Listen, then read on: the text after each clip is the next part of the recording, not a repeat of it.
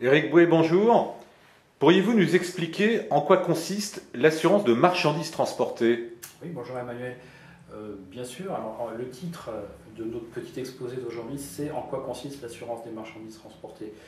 Je commence par la fin, je vous donne la réponse. L'assurance de la marchandise transportée, c'est la solution unique pour protéger complètement vos envois. Si vous êtes un chargeur, il faut savoir qu'il n'y a pas de solution alternative à l'assurance de la marchandise transportée pour que vos envois puissent voyager en toute sécurité. On peut développer de la manière suivante. Vous confiez en tant que chargeur vos envois à des transporteurs, à des commissionnaires, à des transitaires, à des opérateurs. Assuresco a diffusé des notes informatives, vidéo et autres sur ces sujets. Je me permets de vous y renvoyer. Donc ces fameux transporteurs sont des prestataires qui ont des responsabilités et qui doivent les assumer. De par certains dispositifs, ça peut être des dispositifs d'ordre légal, la loi LOTI sur les transports intérieurs, la CMR sur les transports internationaux par voie de route, les conventions diverses et variées maritimes pour les transporteurs maritimes, les conventions aériennes pour les transporteurs aériens.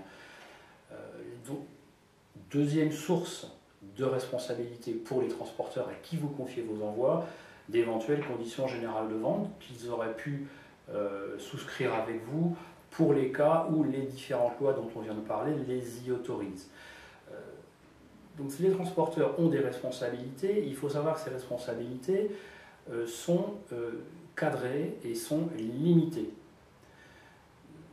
Quand un transporteur vous dit, dans le langage courant, quand vos commerciaux parlent aux commerciaux des transporteurs et que ces gens-là, ensemble, ont le bon réflexe de vérifier ce qui se passe au niveau des assurances, le transporteur va vous dire 9 fois sur 10, oui, je suis assuré, bien sûr que oui, je suis assuré. Qu'est-ce que ça veut dire, en langage clair, quand le transporteur vous dit je suis assuré? Ça veut dire qu'il a assuré sa responsabilité contractuelle, civile ou tout ce que vous voulez, mais ce qui concerne vous en tant que chargeur, c'est la responsabilité contractuelle. Donc la réponse oui, je suis assuré veut signifier que le transporteur a souscrit une police d'assurance qui va le garantir des réclamations que vous pourriez lui présenter suite à des pertes et des dommages occasionnés pendant les transports que vous lui avez confiés. Sauf que, comme on l'a vu, cette responsabilité-là, elle est limitée, les plafonds, en termes de montant. On ne va pas prendre 50 exemples, mais prenons l'exemple le plus simple qui est l'exemple de la convention marchandises route CMR, va venir dire, grosso modo, je suis transporteur, je vous dois, c'est la loi qui dit ça, 10 € par kilo, en gros. Bon. Si votre marchandise vaut 20 €, que le transporteur est responsable du dommage, il vous donnera 10 € à chaque kilo. La responsabilité est également susceptible d'être exonérée, enfin du moins le transporteur est susceptible de se voir exonéré légalement de responsabilité. Par exemple en cas de force majeure.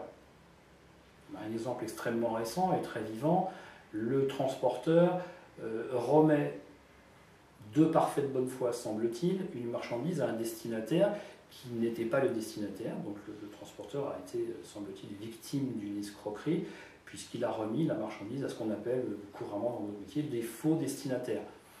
Là, le dossier vient de sortir, on ne sait pas quelle en sera l'issue.